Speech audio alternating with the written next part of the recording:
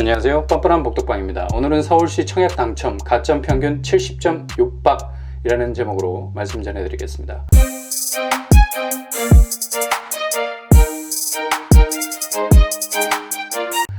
서울시의 청약 시장이 펄펄 끓는 용광로처럼 뜨거워지고 있습니다. 일단 이번 달 28일을 기점으로 민간 택지 분양가 상한제가 시작되기 때문에 분양가 상한제를 피하기 위한 아파트들은 28일 떠나는 막차를 타기 위해서 신발끈을 고쳐매고 막 출발하려는 막차를 향해서 뛰어들고 있습니다. 신반포 3차 경남 아파트를 재건축하는 레미안 원베일리 조합은 7월 28일 입주자 모집 공고 신청을 내기로 결정을 했죠. 주택도시보증공사는 평당 4,891만원을 제시했습니다. 이 가격은 지난 10월에 분양한 반포 우성 재건축 분양가를 참고해서 정한 것입니다.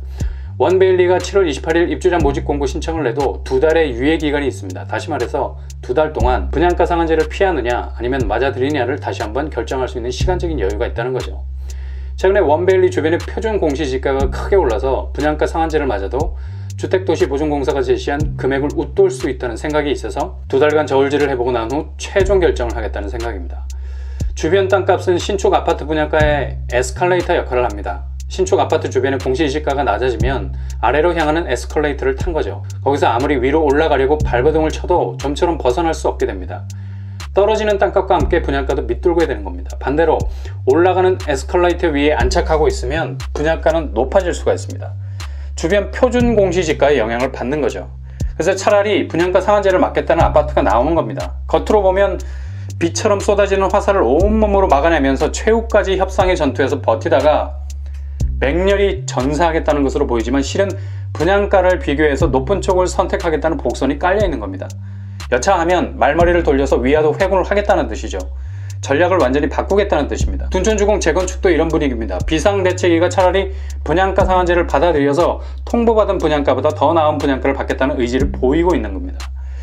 일단 이렇게 민간택지 분양가 상한제가 시작되면 8월부터 서울의 아파트 공급은 위축될 가능성이 높아지게 됩니다. 왜냐하면 분양가 상한제가 시작되면서 통상적인 분양가의 기준이 낮아지게 됩니다. 이렇게 되면 재건축에 속도를 내던 사업이 느려질 수가 있습니다. 바로 앞 신호등에 녹색불이 들어와서 속도를 내서 탄력을 받으려 하는데 다음 신호등에 이미 빨간불이 들어와 있는 거예요. 어차피 여기서 달린들 저기서 서야 하는데 당연히 속도를 늦출 수밖에 없는 겁니다. 분양가 상한제를 맞는 서울시 재건축 아파트들이 바로 이런 사업 속도로 태세를 전환하게 될 겁니다. 이렇게 되면 무슨 일이 일어날까요? 그 차에 탄 사람들이 답답해지는 거죠. 약속 시간이 가까워오는데 지금 신호로는 달릴 수는 있어도 다음 신호에선 서야 합니다. 차들도 몰려들어서 서서히 정체도 시작됩니다. 어떻게 해서든 빠져나가야 하는데 길이 안 보이는 겁니다. 이처럼 분양가 상한제를 맞는 아파트들의 공급 속도에 차질이 생기게 된 거죠. 이렇게 되면 불똥이 튀게 됩니다. 그 불똥은 바로 청약 경쟁률로 옮겨붙게 됩니다. 물건은 10개인데 그 물건을 사려고 하는 사람이 10,000명 정도 된다면 이건 경쟁률이 아니라 치사율이라고 말해도 과언이 아닐 만큼 UFC 케이지 안에서 벌어지는 사투가 시작되는 겁니다. 신규 아파트 하나가 분양을 하면 그 경쟁률은 수백 대 1이 되는 것은 불을 보듯 뻔하게 됩니다. 이렇게 되면 가격도 올라가겠죠? 물건의 가치는 희소성입니다. 희소성이 뭡니까? 아무나 가질 수 없다는 겁니다. 누구나 눈으로 볼 수는 있지만 아무나 손으로 만질 수 없는, 소유할 수 없는 수백억 하는 다이아몬드가 매장에 진열되어 있는 것과 마찬가지입니다. 아파트가 이런 희소성을 가지게 되면 그 가치는 천정을 뚫을 정도로 높아지게 됩니다. 그 실제 예를 볼까요? 얼마 전 과천 지식정보타운 내에서 분양한 과천 푸르지오 벨라르테의 청약 결과를 살펴보겠습니다. 벨라르테는 74, 84, 99 타입의 평형을 깔아놓았어요. 74 타입은 1순위 당의 경쟁률이 37.17대 1, 1순위 기타는 505.25대 1이었습니다. 경쟁률이 어마어마하죠. 어차피 당해 지역은 해당 지역 우선권이 있는 사람들로 지원하기 때문에 경쟁률이 높아 보이진 않지만 그렇지 않습니다. 경쟁률에 허수라는 것이 존재하지 않아요. 무슨 말입니까? 눈 딱 감고 그냥 찔러보자가 없다는 얘기죠. 여기에 지원하신 대부분의 사람들은 10년 이상 칼을 갈아온 분들입니다. 한 번을 찔러도 목숨을 걸고 찌르기 때문에 헛방이 없다는 거예요. 이 사실을 대변하듯 이분들의 평균 청약 가점 볼까요? 최저가 69점, 최고가 83점이 나왔습니다. 눈에 띄는 점수가 83점이죠? 거의 신의 점수입니다. 만점이 84점인데 1점이 모자라요. 이렇게 점수를 맞으려면 무주택 기간 15년, 청약 통장 14년을 채우고 부양가족도 6명 이상 돼야 받을 수 있는 점수입니다. 어마무시합니다. 이곳의 평균 가점은 72.33점이었습니다. 와, 라는 말이 절로 나올 수밖에 없는 점수죠. 가점 70점이라는 점수도 4인 가족이 무주택 기간 15년, 청약 통장 가입 기간 15년을 꽉꽉 채워야 69점을 받을 수 있는데 이보다 더 높은 점수 70점이 나온 겁니다. 근데 1순위 당의 평균 당첨 가점이 70점을 넘었다는 얘기죠. 어마어마한 가점 경쟁이 벌어진 겁니다. 1순위 기타 지역도 옛날과 달리 허수의 비중이 줄어든 것은 이분들의 가점 역시 높고 두터운 남한산성급이라는 얘기입니다. 평균 가점을 보면 72.25점이 나왔어요. 이렇게까지 청약 가점이 높아질 거라고 생각 못했을 겁니다. 서울의 청약 당첨 평균 점수는 대략 63점대 수준이었습니다. 근데 벨라루테는 이 수준을 훨씬 뛰어넘어가 버렸어요. 99 타입에서 1순위 당해가 최저 55점, 최고 57점, 평균 56.5가 나왔습니다. 왜 이렇게 경쟁률이 상대적으로 낮아졌을까요? 99 타입은 중도금 대출이 안 됩니다. 9억을 넘어가기 때문이죠. 그러니 탄알이 있는 사람들만 지원한 겁니다. 이러니 9억 원 이하 중도금 대출되고 회전율이 빠른 74, 84 타입으로 몰린 겁니다. 아무튼 얼마 전 청약 신청 마감을 한 벨라루테의 당첨 가점 평균이 70.6이었어요. 벨라루테가 일단 가격이 잘 빠졌고 중도금 대출까지 되기 때문에 높은 가점이라는 내공을 가지신 분들이 대거 지원을 하신 것으로 분석이 됩니다. 이제 60점대도 결코 안심할 수 없는 애매한 점수가 되었다는 걸 인지하고 아주 신중하게 지원하셔야 됩니다. 그렇다면 또 다른 한 곳을 보겠습니다. 얼마 전에 청약을 마감한 기름역 롯데캐슬 트윈골드입니다. 기름역 롯데캐슬 트윈골드는 5984 타입을 내놨습니다. 중소형 위주로 깔아놨는데 59 타입 1순위 당해지역 경쟁률이 88.76대 1이었어요. 그렇다면 가점은요, 최저 59점에서 최고 69점이었습니다. 평균 61.29점이었어요. 박 터지던 벨라루테보다는 약간 낮은 것 같지만 일단 60점대를 넘겼다는 것은 쟁쟁한 가점자들이 줄을 서서 지원을 했다는 걸로 봐야 됩니다. 그렇다면 눈에 띄는 경쟁률을 보이고 있는 84 타입을 들여다보겠습니다. 1순위 당해가 466대 1이었어요. 이것도 경쟁률이 아니라 완전 치사율 수준입니다. 엄청난 사람들이 몰렸습니다. 아마 허수가 많아서일까요? 최저 67점에서 최고 74점을 찍고 평균 가점이 69.4가 나왔어요. 거의 70점대로 봐도 무방한 점수입니다. 그렇다면 벨라루테와 트윈골드만 치열했던 걸까요? 그렇지 않습니다.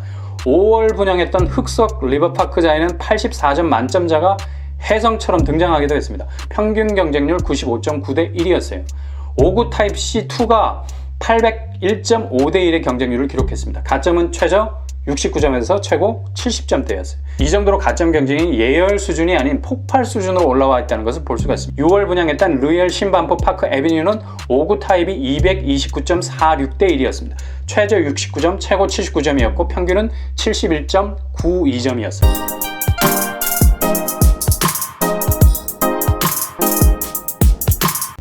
이렇게 혀를 내두를 만큼 높은 경쟁률과 가점을 보인 것은 시세 차익 10억을 예상할 수 있는 아파트였기 때문이었습니다. 로또점에 줄 서느니 청약에 줄을 서는 게 훨씬 빨라 보였던 거죠. 이처럼 서울 수도권의 청약 경쟁률과 가점은 기록을 경신하고 있습니다. 서울만 놓고 보면 지난해 하반기 44.2대 1이었던 1순위 청약 경쟁률이 상반기 75.6대 1까지 높아졌습니다. 거의 2배 수준 아닙니까? 이제 분양가 상한제가 시작되고 아파트 공급이 서서히 늦춰지기 시작하면서 가을에는 그 수량이 대폭 줄어들 수도 있습니다. 하반기에 예정된 분양 물량을 보면 8월에 2488가구에서 9월에 2548가구로 대폭 줄어들게 됩니다. 청약을 준비하는 분들께서는 이러한 점을 감안하셔서 8월 분양 물량에 집중하시는 것이 좋을 듯 합니다. 어쨌든 투기 수요 억제라는 카드는 청약이라는 제도를 통해서 실수요자들에게 울타리를 쳐줄 겁니다. 남의 리그가 아니라 나의 리그가 될 수가 있는 거죠. 근데 이 리그가 치열하다는 거예요. 치열한 싸움에서 듣보잡이 끼어들 여지가 없어서 좋지만 우리들끼리 싸움이 더 뜨거워졌다는 점입니다. 그래도 당첨 가점의 최고점을 보시면 힘이 빠지지만 최저점도 있다는 걸 기억하셔야 됩니다. 59점대죠. 벨라루테 같은 경우는 대부분 60점대 후반이 최저였는데 기름역 롯데캐슬은 84억만 빼면 50점 후반, 60점이 당첨 가시권 안에 있다는 것을 볼 수가 있습니다. 그러니 최고점이 너무 신경 쓸 필요 없습니다. 합격을 해도 꼴찌로 해도 영광스러운 합격입니다. 가점 전략을 짤 때 당첨할 만큼만 생각하면 되지 당첨되고도 남을 만큼 필요 없습니다. 가점제 만점 맞았다고 시공사에서 아파트값 깎아줍니까? 절대로 기죽을 필요 없어요. 내 가점이 좀 부족하다 싶어도 뻔뻔하게 밀어붙여 보세요. 가점은 디스코 팡팡 놀이기구와 똑같습니다. 그날 어디로 튈지 모르는 겁니다. 그렇다면 수색 증산 뉴타운 가점은 어떻게 될까요? 먼저 증산 2구역은 55, 59, 74, 84 타입으로 이루어져 있습니다. 증산 2는 DMC역과 엎어지면 코 닿을 곳에 있을 정도로 초역세권입니다. 수색 증산 뉴타운의 중심이라 해도 과언이 아니죠. 시세 차익 5억 이상이라는 기대감도 팽배해 있습니다. 경쟁률 당연히 엄청날 겁니다. 왜냐하면 둔촌주공에 대한 관심이 수색 증산으로 옮겨 붙었기 때문에 그래요. 가점 역시도 높을 것으로 예상해 봅니다. 얼마 전 분양했던 수색 9구역 DMC SK뷰 경쟁률은 91.62대 1이었습니다. 최저 가점은 59형이 65점, 84형이 55점이었어요. 증산 2구역 DMC 센트럴 자이 역시도 최저 60점대 중반에서 최고 70점대 후반에 육박하는 점수대가 지원하지 않을까 예상해봅니다. 아마 만점자도 나오지 않을까요? 수색 6구역 DMC 파인시티 자이, 수색 7구역 DMC 아트포레 자이 역시도 최저 60점대 초반에서 70점대 후반에 이르는 점수대가 대거 몰려들 것으로 예상해봅니다. 이 점수는 평형대별로 그 전에 분양했던 아파트들처럼 서로 다른 점수대를 보일 것입니다. 5구 타입과 84 타입에 특히 고가점자들이 많이 몰릴 것입니다. 증산이는 역대 기록을 갈아치울 가능성도 많아요. 그러니 가점이 살짝 애매하신 분들은 수색 7과 13으로 방향을 전환해 보시는 것도 좋은 방법일 듯 합니다. 50점대 중반이나 후반 되시는 분들도 포기하지 마시고 무조건 청약하셔야 됩니다. 그날 향배가 어디를 향할지 모르기 때문에 그래요. 사람이 하는 일이기 때문에 모르는 겁니다. DMC SK뷰도 84형이 최저 가점 55점 아니었습니까? 의지를 불태우면서 뻔뻔하게 도전해보세요. 뻔한 결과를 뒤집을 수도 있습니다. 오늘의 결론입니다.